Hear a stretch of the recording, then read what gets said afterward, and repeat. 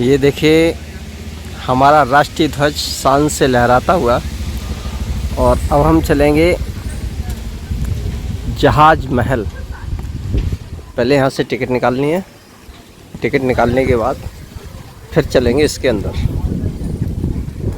देखिए भारतीय व्यक्तियों के लिए 25 रुपये का टिकट है और 300 रुपये विदेशी नागरिकों के लिए, और 15 वर्ष से कम की उम्र के बच्चों के लिए कोई टिकट नहीं है।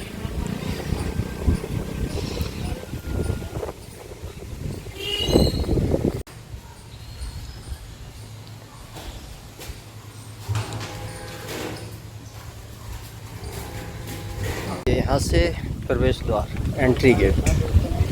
अभी मैं बाद में जाऊँगा। वॉशरूम के बाहर अच्छी व्यवस्था है।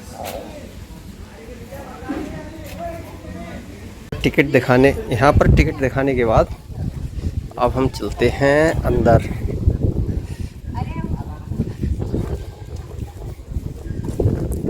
ये देखिए सामने है जहाज महल। देखिए जहाज महल, इसकी बनावट कुछ जहाज की तरह है, इसलिए इसको जहाज महल नाम दिया जाता है। जैसे जहाज खड़ा होता है तो उसकी सीढ़ियाँ जो लगा दी जाती हैं उतरने के लिए, सेम इसी तरीके से। और ये देखिए इधर आलीशान गार्डन है और ये तालाब है।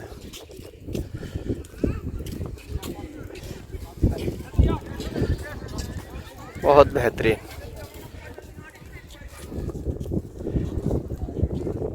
बहुत अच्छा। यहाँ चहलकदमी भी दिखाई दे रही है, काफ़ी लोग हैं, गैदरिंग है लोगों की, पर्यटक हैं यहाँ पर। और ये उसके बाद में यहाँ अफगान, देन मुगल, और 1724 के बाद में जो मालवा है ये बाजीराव पेशवा के अंडर में था। अच्छा। यानी यहाँ पर 4 वंश हुए हैं मालवा में, कि परमार, अफगान, मुगल, ठीक है। लेकिन मांडू में मैक्सिमम यहाँ जो मॉन्यूमेंट जो बने हैं ये प्री मुगल है, मुगलों के पहले के। अच्छा। मतलब या तो अफगानों के द्वारा बनेगी या फिर राजपूतों के माध्यम से, लेकिन मुगलों के इन्वेट के बाद में मांडू में कुछ भी नहीं बना है। मतलब जो भी बना है मुगलों से पहले का है। अच्छा। लेकिन अक्सर हमसे ये प्रश्न किया जाता है कि भैया मांडू का किला कहाँ पर है। लेकिन हमारा आंसर यही होता है कि आप किले के अंदर में हैं। अच्छा। क्योंकि जियोग्राफिकली अगर मांडू को देखा जाए तो मांडू का जो एरिया है सर ये करीब 12,000 एकड़ है। 12,000 एकड़ का मांडू 12,000 एकड़ में फैला है। उसी टाइम में यहाँ 52 तालाब, 400 पानी के कुएं, 72 किलोमीटर का किले का दीवार, और ये 12 दरवाजों का किला है, जिनमें से 4 दरवाजे ऑन द वे आते हैं जहाँ से हमारा गाड़ी पास ऑन होता है, जहाँ से हम निकलते हैं। बाकी 8 दरवाजे वहाँ पर हैं कि जहाँ से संभावना थी कि मांडू किले पर चढ़ाई हो सकती है। And those time was the capital of Malwa plain. Actually Malwa जो है ना ये मध्य प्रदेश का वेस्टर्न एरिया है, जिसमें फिलहाल में करीब 10-12 जिले आते हैं, जिसमें विशेष इंदौर है, उज्जैन है, रतलाम है, नीमच है, रायसेन है, सतना, ये पूरा मालवा है। और उस समय मांडू जो था ये पूरे मालवा की राजधानी था। मांडू में इस जगह का नाम था मंडप दुर्ग। एक्चुअली मंडप का मतलब होता है पैवेलियन और दुर्ग का मतलब होता है किला। मतलब राजा भोज ने मांडू को इस उद्देश्य से बनाया था कि यहाँ से पूरा वॉच रहे कि कोई दुश्मन साउथ वाले एरिया से मालवा पर चढ़ाई ना कर पाए। और उसी तर्ज पर नाम आया है मांडू और मांडव। मतलब ये नाम का जो कॉन्सेप्ट है वो यही है कि मंडप दुर्ग से ये नाम आया है। अर्थात आपका कहना, क्या नाम बताया था आपने? जावेद। जावेद जी। अर्थात आपका कहना ये है कि ये सारा जो भी है जहाज महल या किला या रूपमती का महल, ये राजा भोज ने बनवाया था। नो, इसका वर्क 10th सेंचुरी से चालू हुआ है। हाँ 11, 12, 13, 14 मतलब 1525 से पहले तक ये सारे मॉन्यूमेंट बनते रहे। अच्छा अच्छा। जो कि यहाँ पर आर्किटेक्चर जो है ना साहब, ये इंडो गॉथिक है। इंडो गॉथिक बोले तो इसमें जो छज्जे है ना, ये पूरे इंडियन शैली में है, लेकिन ये गॉथिक स्टाइल है। अच्छा। जो फ्रांस का जो आर्किटेक्चर होता है, क्योंकि इस्लामिक आर्क जो होता है ना वो ऑलवेज राउंड में, हमारा इंडियन ट्रायंगल होता है, और जो गॉथिक आर्क होता है वो थोड़ा ब्रॉड होता है, लेकिन उसे बीच में मतलब सेंटर में एक वी के शेप में चाबी बनाकर इंटायर आर्क को उस पॉइंट पर लॉक किया जाता है, जिसे आर्क में की स्टोन कहते हैं। क्योंकि आज भी रोम में, फ्रांस में जो ओल्ड टाइम के चर्च बने हैं वो सारे पॉइंटेड आर्क में ही बने हुए हैं। आइए, सही मायनों में अगर इसका उन्वान किया जाए, इसको हम कहते हैं ना कि जा तो शाद रहे आबाद रहे, मतलब जो सदियों तक आबाद रहे, जो सदा आबाद रहे। शादियाबाद। और अब पहला नाम है इस जगह का Mandap Durg, then became Shadiabad, and right now it's called मांडोगढ़।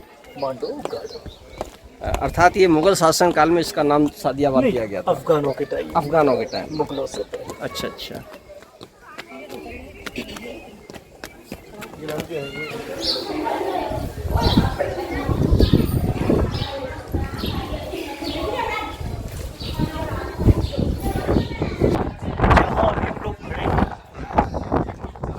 इस जगह को जहाज महल कहा जाता है। इस जगह बिकॉज यहाँ पर दो तालाब हैं।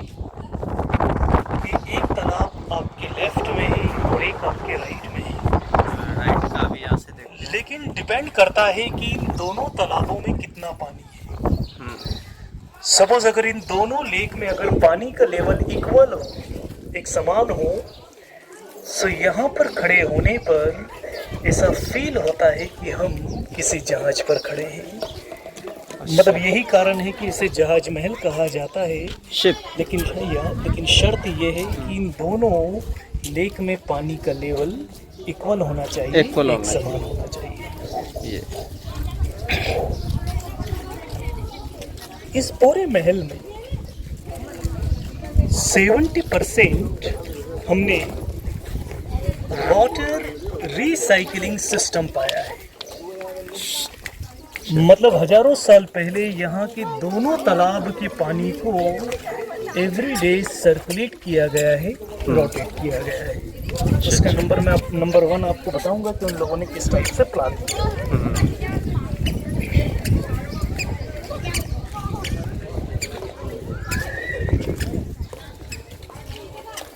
आप यहाँ देखिए कि लॉन्ग एक्वाडक्ट बना है, पानी का चैनल है।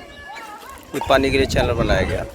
और आपके लेफ्ट में सर ये जो पिलर आप देख रहे हैं ना, ये अंदर से पूरा होलो है, खोखला है पूरा। ये अंदर से खोखला है। खोखला है, ये ठोस नहीं है। ठोस नहीं है। अच्छा अच्छा।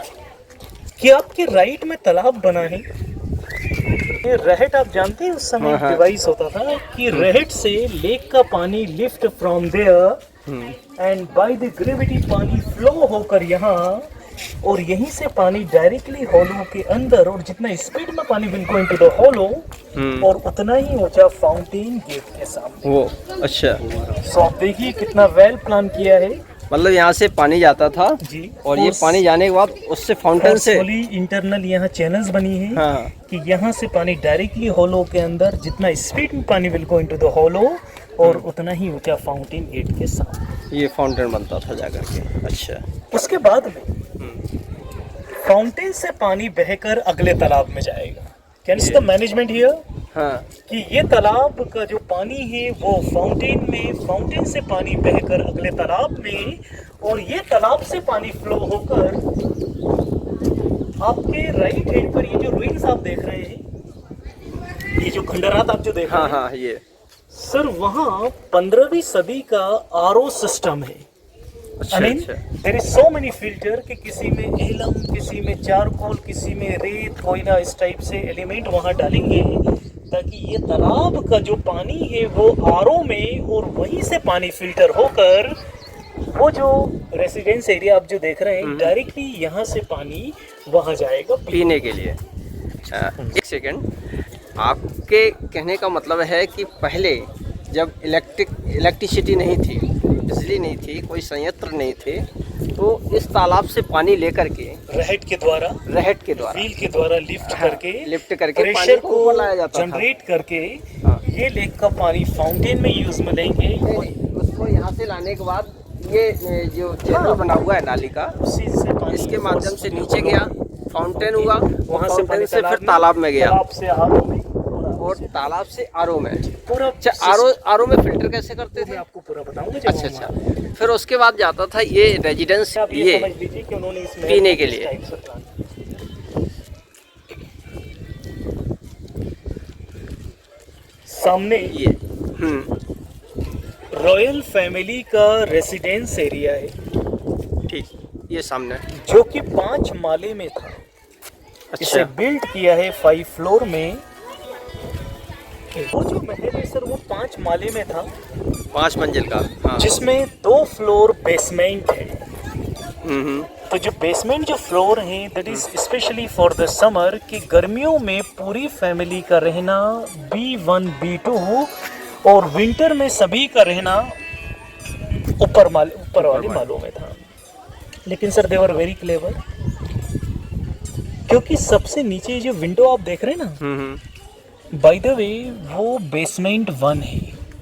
सबसे नीचे वाली जो बिल्डिंग। लोहे का जाली आप जो देख सकते हैं वो हाँ, है ना, तो वो है बेसमेंट 1। अच्छा, और एक माला जो है वो उसके नीचे बना है। उसके और नीचे बना है। मतलब मेरा आपसे कहने का ये है कि जो B1 है वो तालाब के सामने है, और जो सेकंड है वो तालाब के लेवल से नीचे है, लेवल से नीचे है। अच्छा अच्छा अच्छा। लेकिन कितना भी बारिश हो जाए, लेक पानी का उसमें- पानी कभी भी फ्लड नहीं होगा अंदर, क्योंकि प्लान ये किया है कि इस तालाब में मैक्सिमम पानी का जो लेवल आप देख रहे हैं, जो प्लेटफॉर्म है बस वहीं तक है। अच्छा, और अगर उससे पानी का लेवल अगर इंक्रीज होता है तो ऑटोमेटिकली वो पानी फ्लो होकर ये तालाब में चला जाए। One more outlet from here, then यहाँ से पूरा पानी बाहर हो जाएगा। अच्छा अच्छा। इसका मतलब इस तालाब से उस तालाब की गहराई अधिक है। जी, और वो इंटरनल दोनों कनेक्टेड है। हाँ।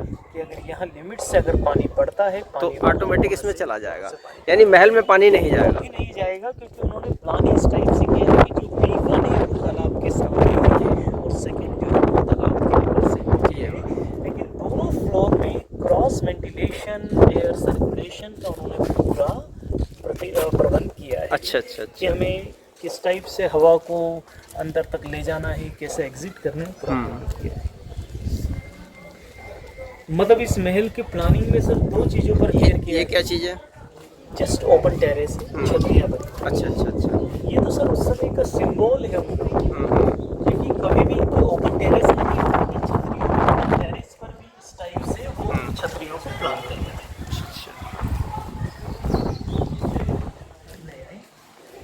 अच्छा, ये सिस्टम क्या है?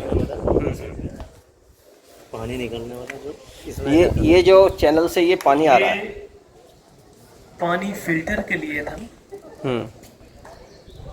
कि बारिश के टाइम में छत का जो पानी है वो फ्लो होकर इसमें आ जाए। फुल होने के बाद पानी यहाँ से बाहर, देन यहाँ कपड़ा यूज में लेंगे पानी को छानने के लिए, और कपड़े से पानी छन कर नीचे एक वेल है, एक कुआं है कि पानी उस कुएं में जाएगा, कि जिसे हम रेन वाटर हार्वेस्टिंग कहते हैं। अच्छा अच्छा अच्छा। मतलब हजारों साल पहले इस विषय पर उन लोगों ने सोचा है कि बारिश का जो पानी है वो व्यर्थ ना जाए, कि पहले उसे कैच करके उसमें एलम और ये सब डाला जाएगा, विद रिसाइकलिंग होते हुए पानी उस कुएं में। ये तो कंटिन्यू प्रोसेस में रहेगा। ये कंटिन्यू प्रोसेस में रहेगा। ये जब फुल हो जाएगा, ये फुल हो जाएगा, दोनों पानी, तो ये पानी फिर इधर से दोनों पानी इसमें जाएंगे। अच्छा, अभी आपको कुएं का भी कॉन्सेप्ट वहाँ जाने के बाद में समझ में आ जाएगा कि उन्होंने कुएं में किस टाइप से पानी का लेवल फिक्स अच्छा, किया है अच्छा। कि वो पानी लिमिट से तो ये केवल पानी स्टोर करने के लिए बनाया गया है या नहीं, किसी और ये के? सिर्फ बारिश के पानी को कैच करने के लिए है। अच्छा। स्टोर का जो कॉन्सेप्ट है वो नीचे है। वो नीचे है। मतलब यहाँ रूफ का स्टोर पानी करने के कैच लिए ये किया, बेल बनाया गया है, ये बंद, फिल्टर के ये लिए ढक दिया गया एलिमेंट है। यहाँ डालेंगे और यहाँ से पानी उसको स्टोर नीचे कर देंगे। ये केवल बारिश के पानी को कैप्चर सिर्फ करने के बारिश के पानी को कैच करने के लिए। लिए। वही है, जैसे हम लोग गाइड नहीं करते हैं और ऐसे ही घूमने आते हैं तो मन में सोच लेते हैं कि ये साहब यहाँ पर राजा नहाते थे या यहाँ पर कुछ इस करते थे। महल की प्लानिंग में दो चीजों पर केयर किया है कि नंबर 1 कि भारी बारिश होने से हमें महल को कैसे बचाना है कि पानी अंदर फ्लड ना हो, और नंबर 2 कि बारिश के जाने के बाद में प्रतिदिन हमें कैसे पानी को रोटेट करना है कि वही पानी फिल्टर करने के बाद में हरम तक सप्लाई किया जाए। अच्छा। देखिए ऊपर ये इसमें क्या बताएंगे इस अभी? सर ये हमाम है, मीन्स अच्छा। नहाने के लिए। ये नहाने के लिए है। अच्छा, ये हमाम। जी, लेकिन एक हमाम हरम के अंदर है अच्छा। जिसमें स्टीम और सौना बाथ का पूरा सिस्टम बना है। अच्छा, ये हजारों और साल ये पहले ये हमाम कौन यूज करते थे? किंग के लिए है, सुल्तान के लिए। सुल्तान के लिए। बाकी हरम वीमेंस का जो हमाम है वो हाँ। अंदर बना हुआ है। अच्छा अच्छा। मतलब 2 टाइप से उन्होंने वो नीचे अंदर काफ़ी अच्छा बना हुआ है जहाज महल। ये महल बना है 14th और 15th सेंचुरी के बीच में। अच्छा, और इसे बिल्ड किया है 14 और 15 की शताब्दी में इसे है। बिल्ड किया है किया सुद्दीन खिलजी। अच्छा, लेकिन ये इसको वो दिल्ली सल्तनत वाली खिलजी नहीं है। हाँ हाँ। ये वो है जो दिल्ली सल्तनत में फिरोज शाह तुगलक के अपॉइंटेड, ये इनके जो इनके पूर्व में जो जागीरदार वगैरह खान वो सूबेदार थे, लेकिन बाद में दिलावर खान ने तुगलक से रिवॉल्ट करके अपने आप को यहाँ का सुल्तान बना दिया। अच्छा अच्छा। मांडू में जितने भी खिलजीज हुए हैं ये रीजनल लेवल के हैं और उन्हें नेशनल लेवल पर जाना जाता है। अच्छा, अब ये हम कहाँ चल रहे हैं? अभी हम जाएंगे आरओ सिस्टम देखने। अच्छा, आरओ सिस्टम देखने। अब हम आगे चलते हैं आरओ सिस्टम देखने के लिए। और ये वो इसमें तो बहुत गंदगी हो रही है अब तालाब में। नगर पंचायत के अंडर में। अच्छा अच्छा।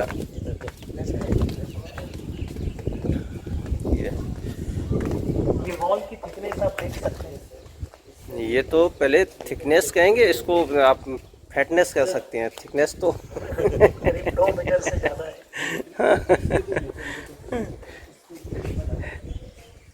चूना, गुड़, उड़द का दाल, जायफल, मेथी दाने, अंडे, अंडे के छिलके, करीब 17 टाइप के एलिमेंट इसकी दीवारों में डाले गए हैं। अच्छा। जिसमें लाइम तो नॉर्मल है, लेकिन जायफल इसलिए डाला है कि वॉल में चींटियां ना हो। अच्छा। और जो गुड़ है वो पकड़ के लिए है, बाकी जो अंडे हैं और जो उड़द का दाल है ये वॉल में चमक, उनमें शाइनिंग देने के लिए था। मतलब करीब 17 टाइप के एलिमेंट इसकी दीवारों में यूज में लिए।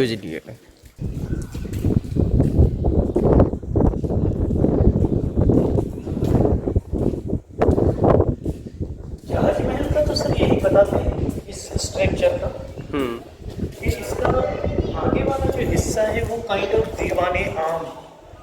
अच्छा। मतलब अगर कोई उनसे मिलने आया है तो मिलना उनका यहीं पर होगा, जबकि रहने का जो पूरा है वो पीछे बना वो हुआ है। पीछे था। तो पूरी और फैमिली ये स्ट्रक्चर ये जहाज महल का हिस्सा है। अच्छा, जहाज महल का हिस्सा है ये। एज ए दीवाने आम यूज होता है। जैसे अगले वाला जो हिस्सा है वो दीवाने आम के तौर पर होगा, लेकिन दिस इज द हमाम, ये उनके नहाने के लिए। तो ये हो सकता है कि उन्होंने यहाँ क्या ये इसको कैसे यूज करते थे? इसे ऑक्स के थ्रू चलाया जाता है। हाँ, बेल इसे चलाता ऐसे इसमें बेल चलाए जाते थे। तो इसमें होता क्या है इसमें? जितने भी मैंने आपको एलिमेंट जो बताए हैं, जैसे चूना है, उड़द का दाल है, अच्छा, उसकी उस मिक्सिंग की जाती, मिक्सिंग किया गया है। मिक्सिंग की जाती थी। लेकिन right now just lime, brick powder और रेत को मिक्स करते हैं रिपेयर के लिए। मतलब आज भी ट्रेडिशनल टाइप से ही ये सब मिक्स किया जाता है। आपके सामने 14th और 15th सेंचुरी एडी का फिल्टर सिस्टम है। अच्छा, ये फिल्टर सिस्टम है सामने। आप देख सकते हैं सर, यहाँ कई सारे फिल्टर बने हैं और कहने से सभी कनेक्टेड हैं। देखिए आपको सभी में सभी में ये होल इस तरीके से हैं। देखिए मैं दिखा दूं आपको, ये सामने होल दिख रहा है, इस तरीके से सभी इंटरकनेक्टेड हैं। इनमें सभी में किसी में कोयला, किसी में रेत, किसी में एलम, इस टाइप से एलिमेंट यहाँ डाले जाएंगे कि राइट में तालाब बनाए हैं कि तालाब का जो पानी है विल सप्लाई हियर। पानी में इतना प्रेशर रहेगा कि वो कंटिन्यू फ्लो करेगा, ईच अनदर पास ऑन करेगा और अंत में वही पानी फिल्टर होकर जाएगा सेंटर में उस कुंड में, और वहीं से एक पानी का चैनल और दिया है। The channel start from there और वो एंड होता है उस बावड़ी में कि बाद में पूरा पानी यहाँ से फिल्टर होकर ये बावड़ी जो रेलिंग लगी हुई है उस वेल में, उस कुएं में पीने के लिए। अच्छा, क्योंकि प्लान ये किया है कि वो जो बावड़ी है फ्रॉम दिस लेवल, ये लेवल से करीब 15 मीटर नीचे है और can you see the system only 5 meter from this level. मतलब बावड़ी is very deep and system is very high कि इजीली लेक का पानी यहाँ और बाय द ग्रेविटी हो सकता है। एक इंफॉर्मेशन और मिला है कि हालांकि वो बावड़ी की गहराई 15 मीटर है लेकिन उसमें मैक्सिमम पानी का जो लेवल फिक्स किया है वो मात्र 4 या 5 मीटर है। और 4 मीटर के बाद में बताते हैं कि 4 मीटर के बाद में वन आउटलेट फ्रॉम देयर कि अगर 4 मीटर से 1 इंच भी अगर पानी बढ़ता है तो सर वही पानी ऑटोमेटिकली फ्लो होकर पीछे तालाब में चले जाएगा। अच्छा, फिर तालाब से फुहारे में, फिर वापस तालाब में, फिर तालाब में, आरओ में, बावड़ी में, तालाब में, फाउंटेन में, लेक में, आरओ में, बावड़ी में, और इस टाइप से 12 महीने पानी रोटेट होता रहेगा, चलता रहेगा। लेकिन अब प्रश्न ये उठता है कि अगर ये 15 मीटर है, मैक्सिमम लेवल 4 मीटर है, तो व्हाट अबाउट 11 मीटर?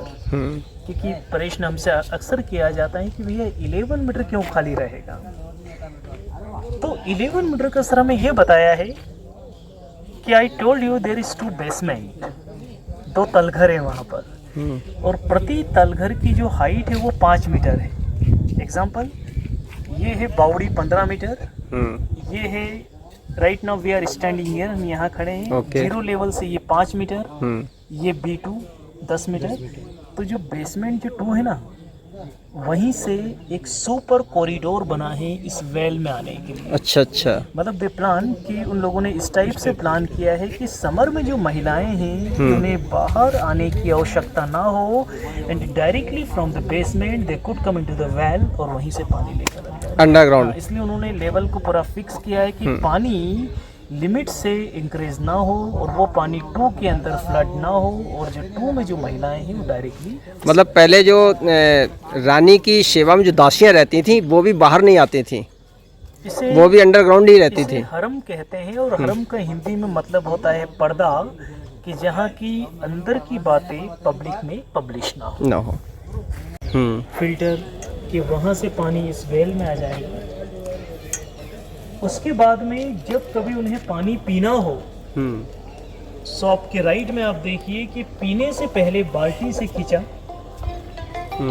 वहां डाला एक अच्छा ये and put down because one tank is there, यहाँ से रस्सी द्वारा पानी खींचा और वहीं से पानी फ्लो होकर यहाँ, और उसके बाद में अगर पानी में कचरा है, कीड़े हैं, इवन अगर स्मेल है, that's all stop here and all pass away. Then again filter और डबल फिल्टर यहीं से किसी भी पॉट में लिया और पी लिया। मतलब एक पानी को 2 मर्तबा उनकी द्वारा साफ किया गया है। ये लेकिन वो जो आर्क आप देख रहे हैं सामने, सर ये पहले ओपन था। अच्छा वो, और इसी का कनेक्शन दिया है B1 और B2 से। मतलब this is a super corridor is the directly connected from basement 1 and basement 2 कि समर में जिन्हें डायरेक्टली अगर पानी पीना हो तो फ्रॉम देयर, लेकिन जिन्हें अगर डबल फिल्टर अगर पीना है, so let's you can see they have to from here. अब ये हिंडोला महल में चलते हैं, इसी जहाज महल का ही हिस्सा है इसमें आगे। जहाँ खड़े हैं हम्म। इस जगह को हिंडोला महल, हिंडोला महल, एक्चुअली हिंडोला झूला होता है, झूलने वाला। क्योंकि महल की जो बनावट है, इसका जो शेप है वो झूले के फ्रेम के जैसा है, क्योंकि स्लोपिंग वॉल इधर भी बना है, स्लोप उधर भी बना है। एग्जाम्पल जैसे झूले का जो स्टैंड जो होता है, एग्जाम्पल जैसे झूले का स्टैंड खड़ा किया, ये आप देख रहे हैं ऊपर से लेके नीचे तक। ये महल 70% आर्किटेक्चर में बना हुआ है। 70%। क्योंकि आज भी रोम में, फ्रांस में जो ओल्ड टाइम के चर्च बने हैं वो 70 डिग्री एंगल दीवारों पर हैं, कि अगर भविष्य में अगर भूकंप आए तो उसका इफेक्ट इस पर न पड़े। हो। और ये महल 15वीं सदी में मालवा का दीवानी खास, जिसे हम पार्लियामेंट कहते हैं, और उस समय का जो पार्लियामेंट है वो यही था।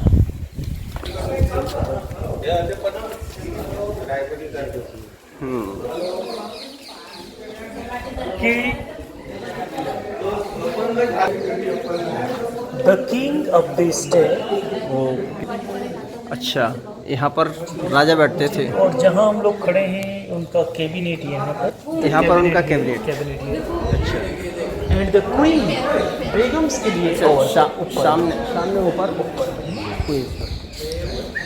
बताते हैं कि इस पर पहले छत भी रहा था। अच्छा, वही मैं पूछना चाह रहा हूँ। लेकिन ये भी कहा जाता है कि इस 1837 में यहाँ भूकंप आया है और उसी में वो छत है जो डैमेज हो गया। लेकिन ये जो आर्क आप देख रहे हैं, ये वी कैन कंपेयर कॉमन, क्योंकि फॉरेन में जितने भी चर्च बने हैं वो सारे पॉइंटेड आर्क में बने हैं। पॉइंटेड बोले तो आर्क के सेंटर वाला जो पत्थर होता है ना साहब, उसे आर्क का चाबी कहा जाता है, और इंटायर आर्क को उसी पॉइंट पर लॉक करते हैं। क्योंकि जितने भी स्पेन में जो ओल्ड टाइम के एक्वाडक्ट जो बने हैं, जो नालियाँ जो बनी हैं, वो इसी और इन्हीं का टाइप की आर्क के ऊपर में उन्हें बिल्ड किया गया है। 1401 में जो मालवा है वो इंडिपेंडेंट हुआ था दिल्ली सल्तनत से, और 1401 से लेकर 1525 तक यहाँ पर 7 एम्परर हुए हैं। जैसे पहले ही दिलावर खान, उनके बेटे होशंग शाह, जिनका मकबरा मस्जिद के पीछे बना है, उनके बेटे महमूद शाह के बाद में उनके brother in law Mahmud Khilji, Ghiyasuddin Khilji, Nasiruddin Khilji and Mahmud Shah second. They were 7 emperor and they ruled here about 125 years. हम लोग चलेंगे चंपावड़ी, शाही महल, स्नानागार और जल महल। अच्छा, जल महल उसी बेसमेंट को बोलते हैं क्या? ये पूरा एरिया जल महल के अच्छा, तालाब के साइड में। अच्छा, ये पूरा एरिया। अब हम पहुंच रहे हैं चंपा बावड़ी में। हम अभी ग्राउंड लेवल पर खड़े हैं, और मैंने आपको ये बताया है कि जो हरम है ये 5 माले में, कि बेसमेंट 1 आपके सामने है और 1 माला इसके नीचे। एक सेकंड। अभी के टाइम में इसे नेचुरल कहा जाता है। अच्छा, क्योंकि समर में जितना गर्म बाहर है उतना ठंड, और जितना ठंड में बाहर ठंडा है उतना गर्म अंदर होता है। मतलब इस टाइप से उन्होंने प्लानिंग किया है कि टेम्परेचर ऑलवेज यहाँ पर मेंटेन रहेगा। ओह वाह, क्या बात है। तो अभी हम बेसमेंट 1 में खड़े हैं। अच्छा, ये बैरिकेटिंग कैसी लगी है? ये ताकि लोग नीचे न जाए। अच्छा, नीचे ना जाए। अच्छा, और ये बेसमेंट 2 है। अच्छा, बेसमेंट 2 के लिए है। और ये राइट हैंड से वही सुपर कॉरिडोर बना है जिसका कनेक्शन दिया है उस बावड़ी से। मतलब प्लान कि जिन्हें डायरेक्टली अगर पानी पीना हो सो दे कुड गो देयर, और वहीं से पानी, क्योंकि उन्होंने लेवल को फिक्स करा है कि पानी 2 के अंदर फ्लड नहीं होगा, और लिमिट से अगर पानी पीछे तालाब में चला जाएगा। अच्छा, ये यहाँ से देखा जा सकता है। ये क्रॉस वेंटिलेशन हवा लाइट के लिए प्लान किया गया है।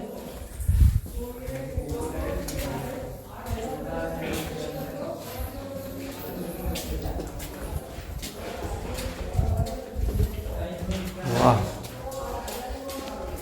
गजब। अभी हम बेसमेंट 1 में खड़े हैं। एक माला इसके नीचे है, जो कि मैंने आपको बताया है कि वो तालाब के लेवल से नीचे है। तालाब के लेवल से भी नीचे है।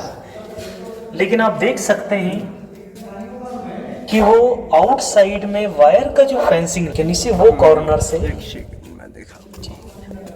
वो कॉर्नर से यहाँ तक यानी से फ्रॉम देयर टू हियर जो कटीले तार लगे हुए हैं ना, वहां से सर यहाँ तक, वहां से यहाँ तक जहां तक आप खड़े हैं, ये 5 मीटर मोटा दीवार है वहां से यहाँ तक की। अच्छा। And this wall is the between of lake and basement 2 कि लेक का जो पानी है वो 2 के अंदर लीक ना हो। अच्छा अच्छा, मतलब ये है कि जहाँ ये कटीले तार लगे हैं, कटीले तार से लेकर के और ये सीधा आप आ जाइए और यहाँ तक जी, ये इतनी मोटी दीवार है। और ये वॉल बनाया है उन्होंने तलघर 2 और तालाब के बीच में काइंड ऑफ है।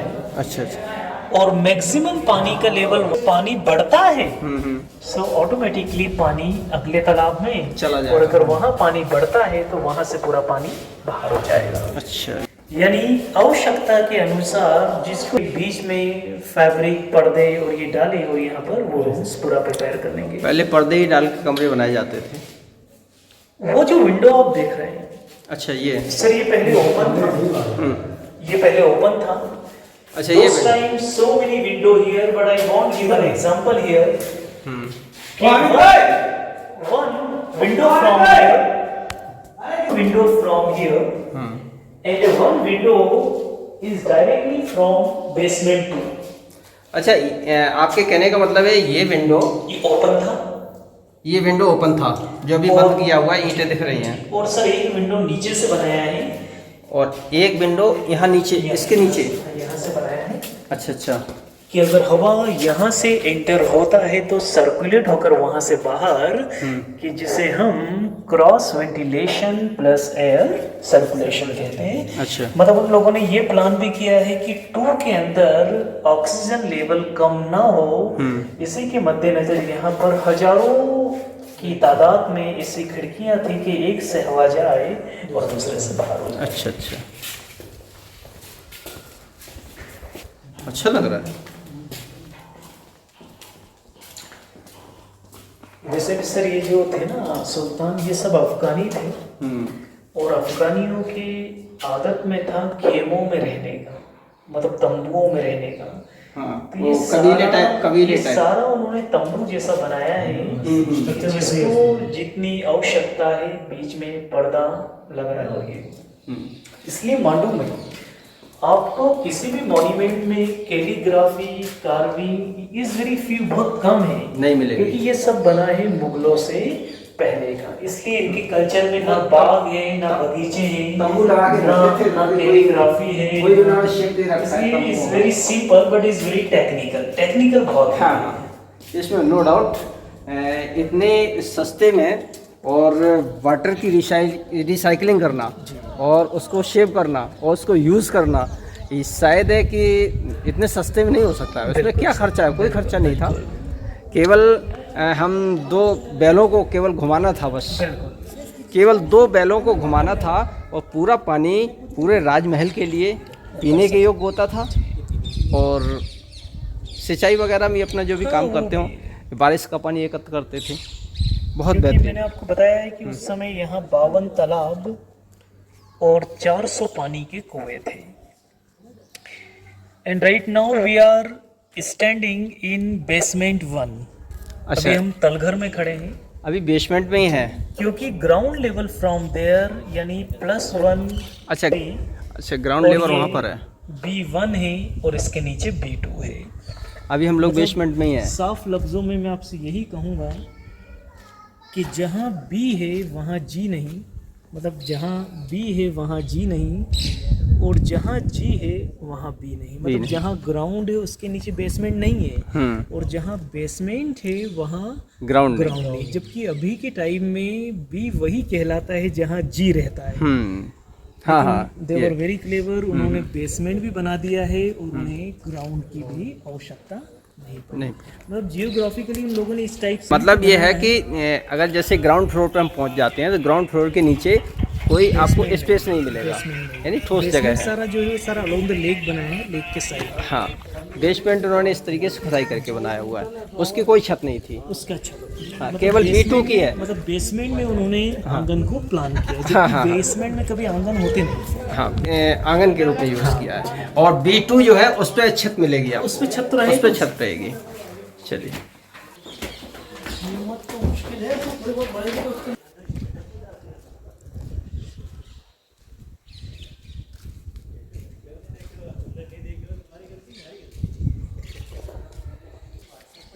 खड़े ही। अब हम इसके महल के ग्राउंड लेवल पर। अच्छा, और यहाँ पर भी एक पानी का टंकी था इस जगह। ऊपर में, हाँ, के साइड में लेक बना है कि लेक का पानी टंकी पर, और टंकी से पानी फ्लो होकर ये पाइप में, देन वहां से आपके लेफ्ट हैंड, ये अब हालांकि टूट चुका है, फिर भी मैं दिखा देता हूँ ये। अच्छा, इस पाइप से, इस पाइप से होकर के वहां से फिर पानी स्टीम एंड सोना बाथ में सप्लाई किया जाएगा। मतलब हजारों साल पहले जो आजकल पार्लरों में जो व्यवस्थाएं अवेलेबल है, उनके द्वारा अपने महल में निर्मित किया गया था। अच्छा, ये क्या था, इस किसने? ये पूरा 3 माले ऊपर था, सब अच्छा, रूम्स अच्छा। रहे थे, ये वैसे ही रूम्स टाइप बने हुए हैं। जिसको जितनी आवश्यकता अच्छा, है। इस पानी इधर से ही होके जाता था। ये पूरा पानी फ्लो होते हुए जाएगा। अच्छा,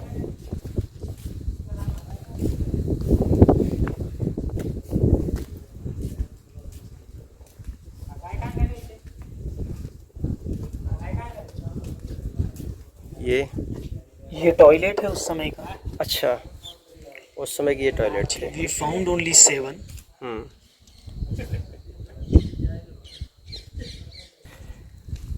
ये हॉल टाइप दिख रहे हैं, उस समय का थिएटर अर्थात सिनेमाघर। हाँ, वो भी देखते हैं, भी बताएंगे। मशीनें उधर रखी है।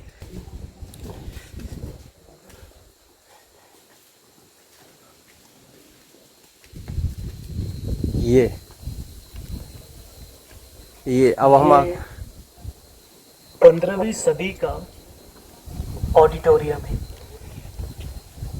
कि ऑडियंस और देयर, ये स्टेज है। अच्छा, ये स्टेज थी। पीछे राइट और लेफ्ट में ग्रीन चेंजिंग रूम बने हैं, और ये जो 3 फ्रेम आप देख रहे हैं, इन तीनों में अलग अलग रंगों में ग्लासेस लगे हुए थे।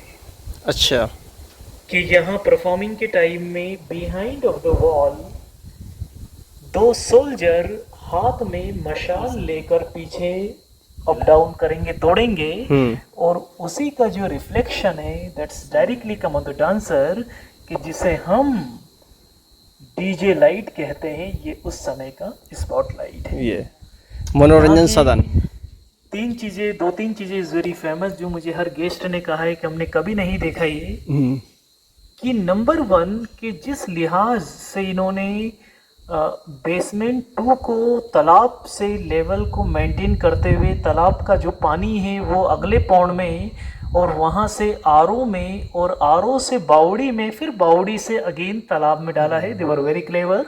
एंड नंबर 2 के 15वीं सदी में इतना मॉडर्न ऑडिटोरियम उन्होंने ये बनाया है, जिसमें लाइटिंग की भी व्यवस्था है, और जिसमें परफॉर्म और ऑडियंस और दे। और आज भी यहाँ माइक की ज़रूरत नहीं है, मतलब इतना एम्पलीफायर होता है। एक एग्जांपल मैं आपको देना चाहूँगा बिना माइक से। आई सिंग समथिंग फ्रॉम देयर, आप थोड़ा वहाँ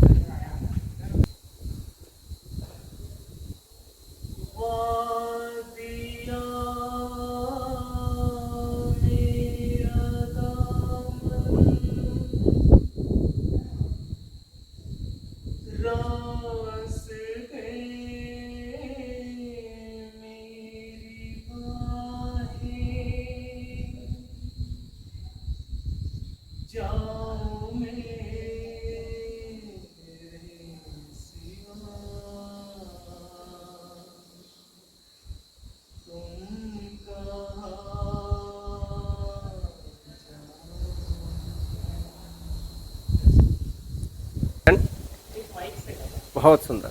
अच्छा, एक माइक से आप सुना दीजिए। और बहुत वादिया मेरा दामन डास दे,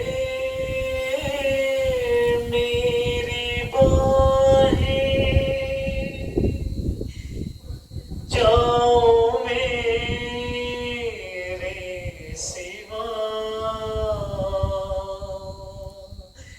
तुम कहाँ जाओगे। वाह, वैसे गुड। ये गार्डन हो गया। अच्छा, ये स्नानागार हमाम। मैं इसको दिखा दूँ अपने दर्शकों को कि देखिए इसके छत में सुराख। अब इसके बारे में हमें जावेद जी बताएंगे कि ऐसा क्यों है। शाही हमाम है, अच्छा, ये शाही हमाम है, उनका बाथरूम है। ये और ये चूल्हा रहा था पानी को बॉईल के लिए। अच्छा। This is a fireplace. Hmm ये आग यहाँ जला दी, हम्म बर्तन यहाँ, हम्म और पानी में से जब भाप निकलेगा हम्म वो भाप यहाँ से अंदर लोहे अंदर एक सेकंड में अपने दर्शकों को दिखा दूं कि देखिए यहाँ नीचे यहाँ जलाई जाएगी आग, और इस पे रखा जाएगा पॉट जिसमें पानी होगा, और उससे जो भाप निकलेगी वो भाप इन छिद्रों से होकर के अंदर जाएगी। और पूरा ट्रैवलिंग करते हुए, बिकॉज ये पूरा हॉलो है अंदर से।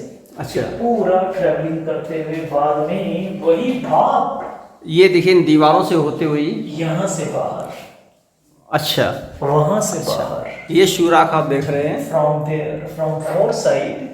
इसमें चारों तरफ से इस तरीके से सुराख दिए गए थे, इससे ये भाप बाहर आएगी। कि जिसे हम स्टीम बाथ कहते हैं, ये उस समय का स्टीम बाथ। वाह, वेरी नाइस। जब भी उन्हें स्टीम लेना हो तो इस टाइप से ही ये पूरा प्लान किया जाएगा।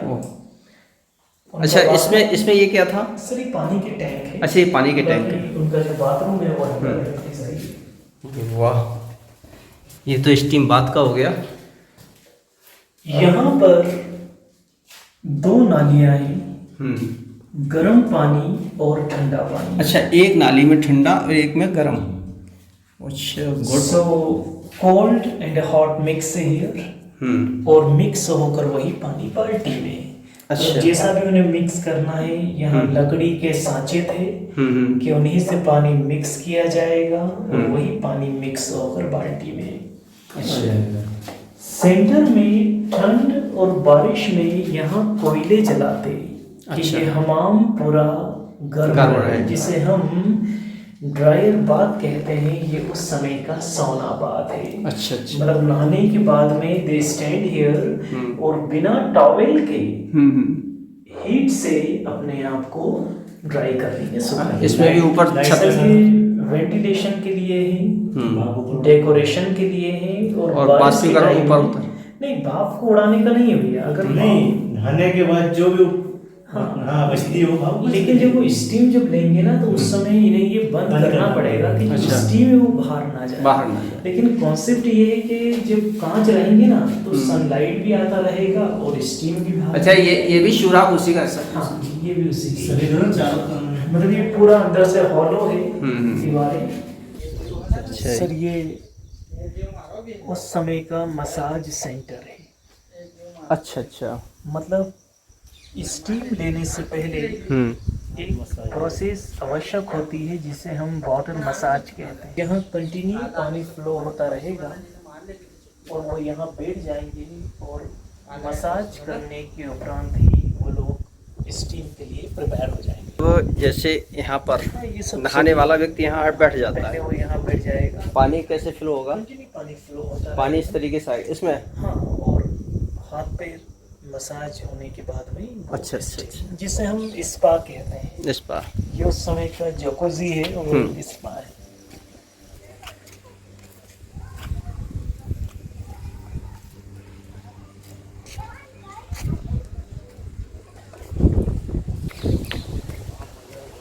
अच्छा, ये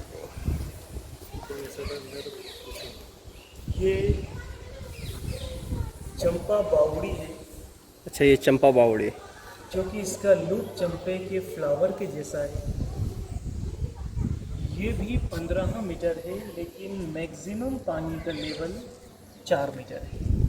अच्छा। क्योंकि आप देख सकते हैं कि यहाँ चारों डायरेक्शन में ये आर्क बनी है, और ये वही रास्ते हैं जिसका कनेक्शन दिया है तलघर 2 से। मतलब प्लान यही किया है कि अगर इसमें लिमिट से पानी बढ़ता है तो ऑटोमेटिकली पानी तालाब में चला जाएगा। तालाब से अगले तालाब में वहाँ से पानी बाहर हो जाएगा। अच्छा जी।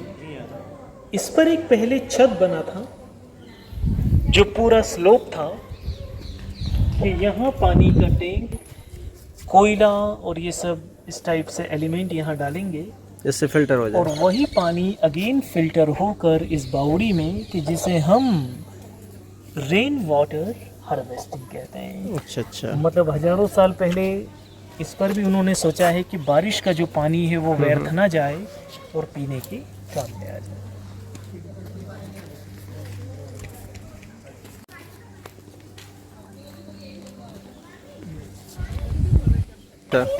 लोग सेल करते हैं बड़ी वाली इमली। हाँ। एक्चुअली वो आया है खुरासान फ्रॉम ईरान से। अच्छा ईरान से आया वो। एक जगह है ईरान में खुरासान। खुरासान, हाँ वहाँ से हाँ। आया है। लेकिन ओरिजिनली वो अफ्रीकन है। अच्छा। और अफ्रीका महाद्वीप में मैक्सिमम देशों में वो पाया जाता है। अच्छा। और वहाँ पर उसे बाओ, बाव क्या कहते हैं उसको? अफ्रीका में उसे बाओ कहा जाता है। बाव बाव। हाँ, और अफ्रीका में उसके जो पेड़ हैं सर, उनके तने की जो मोटाई है वो काफ़ी ज़्यादा होती है। और ये भी बताया जाता है कि वहाँ पर कुछ इतने मोटे मोटे पेड़ हैं कि जहाँ लोग ट्रंक में घर बना के रहते हैं। अच्छा। तो अधिक जानकारी के लिए आप गूगल पे टाइप करिए बाओबाब, और इसकी जानकारी आपको उस पर प्राप्त मिल जाएगी। बाव डब्ल्यू से शुरू होता है क्या? BAO। अच्छा। BAO। अच्छा। उस साइड पीछे जाने का रास्ता नहीं। मांडव एक इतनी बड़ी जगह है कि अगर आप 4 दिन भी देखो ना तो कम पड़ेगा। 1 घंटे में घुमा दूँ है ना। ये लाइट सिस्टम है क्या? नहीं, ये स्पीकर साउंड सिस्टम जो होता है ना उसके। ये साउंड सिस्टम है। पांडे जी बचा है नीचे साइड। ये सभी 15-15 मीटर हैं, लेकिन सभी में मैक्सिमम पानी का लेवल फिक्स किया है 4-4 मीटर। जैसे ये लग रहा है। ये तो इसकी पत्ती बिल्कुल मिर्च जैसी लग रही है। जैसे लग रही है। फूल भी वैसे ही है। छोटे छोटे फूल होते हैं। हाँ। चमेली जैसे, चमेली हाँ टाइप फूल फूल इसका देखिए ये रहा। पौधा एकदम मिर्च जैसा लग रहा है। वो बहुत प्यारा पौधा लग रहा है। मिर्च जैसी पत्ती इसकी। मिर्च होती तो क्या क्या बात है। 15-15 मीटर ही है, लेकिन सभी में उन्होंने पानी की एक सीमा को तय किया है कि उससे पानी बढ़े ना, और वही पानी इंटरनली उन्हें काम में आ जाए।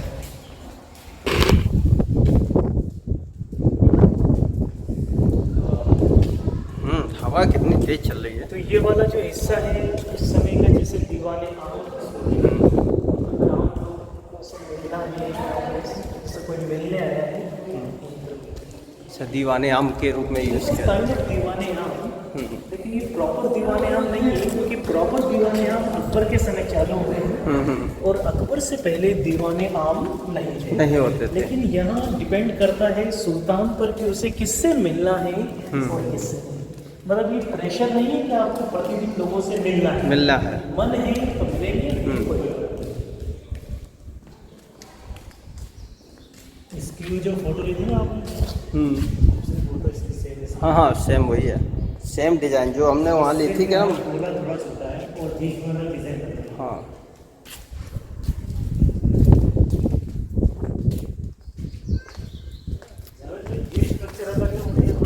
जहांगीर के टाइम।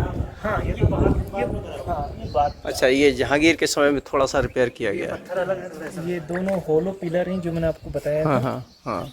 कि वहाँ से पानी चढ़ाया, पानी होलो में, और फुहारा सामने। अच्छा अब हम आ गए यहाँ फाउंटेन पर।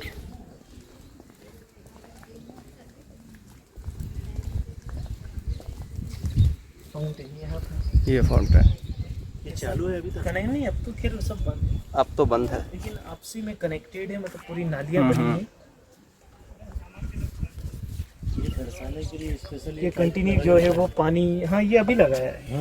पहले नहीं था ये जिससे लोगों को ताकि उन्हें पता समझ में चले आ थोड़ा जाए, सा। समझ में आ जाए कि हाँ ये फाउंटेन था। बाकी ये पूरी कनेक्टेड नालियाँ हैं अंदर से, मतलब इस टाइप से प्लान किया है कि पानी चढ़ाया, पानी होलों में और फुहारा सामने, वहाँ से रिटर्न कर वहाँ से और यहाँ से सीधा और कपूर तालाब में। सीधा पानी एग्जिट होकर तालाब में, तालाब से आरओ में, आरओ से बावड़ी में, और बावड़ी में लिमिट से अगर पानी बढ़ता है तो ऑटोमेटिकली पानी उस तालाब में चला। अच्छा, इसका कपूर तालाब नाम क्यों रखा गया? एक्चुअली ये है कर्पूर यानी कैम्फर, कि उस समय इस लेक में मेनी टाइप्स की हर्बल और कैम्फर यहाँ डालते कि पानी साफ रहे और मच्छर ना हो, क्योंकि कैम्फर जो होता है वो एंटी